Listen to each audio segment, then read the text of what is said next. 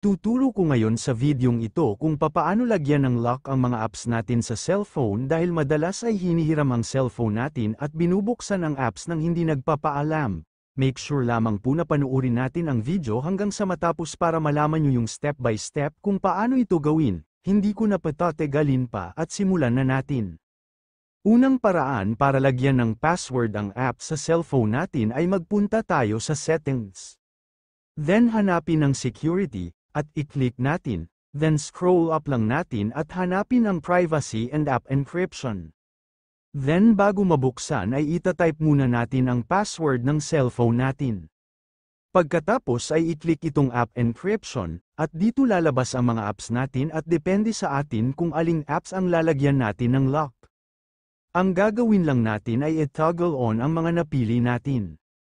Halimbawa lagyan natin itong Facebook natin. Pangalawang paraan ay pumunta sa Play Store. At i-type sa search bar ang app lock INC.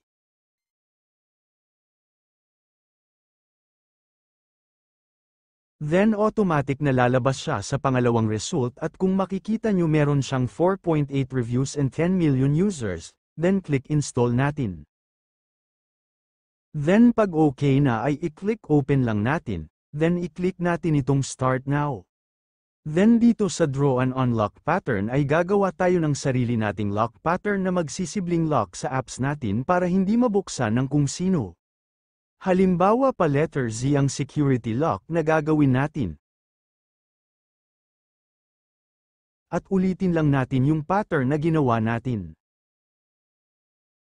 Then automatic na mag-loading ito at lalabas ang mga apps na nakasave sa cellphone natin. Then nakalagay dito ay lock 8. So ibig sabihin lang meron na ditong naka-check na 8 apps. Kung nakikita natin nandito pa yung app na Facebook na nilagyan na natin ng security password kanina sa settings at i-try ulit natin siya kung madodoble yung security lock niya. Then, ang gagawin pa ulit natin ay i-check yung mga apps na gusto pa natin lagyan ng security password pattern. Pag napili na natin ang mga gusto natin lagyan ay i-click lang natin itong lock sa ibaba. Then dito sa permission required ay para ma-activate ay i-click muna natin itong display over the other apps. Then click got it, at piliin lang natin yung na-i-download natin na app lock. Then i-toggle on lang natin itong allow display over other apps. Then next natin itap itong usage access, then click got it. Then i-toggle on lang natin itong permit usage access niya sa settings.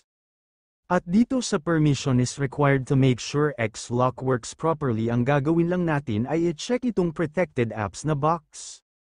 Then click allow lang natin itong let app always run in background. Pagkatapos ay makikita nyo dito yung mga applications na pinili natin kanina i-lock para hindi mabuksan ng kung sinong humiram ng phone natin, ganun din yung mga naka-unlock na app sa device natin. At ngayon ay i-try natin tignan yung Facebook app na nilagyan natin ng security password sa settings ng cellphone at nilagyan din natin gamit ang application na ginamit natin.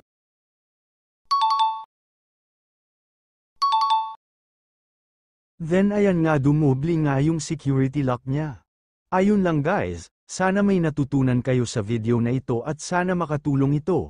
At kung nagustuhan nyo pa like and share na lang po at kung hindi pa kayo nakasubscribe ay pasubscribe naman po sa ating YouTube channel na Kuya Chris TV at pati na rin po ang Kasipag Vlog channel. Kung meron pa kayong mga tanong at gusto ng kasagutan, mag-comment lamang po tayo sa comment section sa baba at i-try po natin gawan ng content yan. Maraming salamat po sa panunood.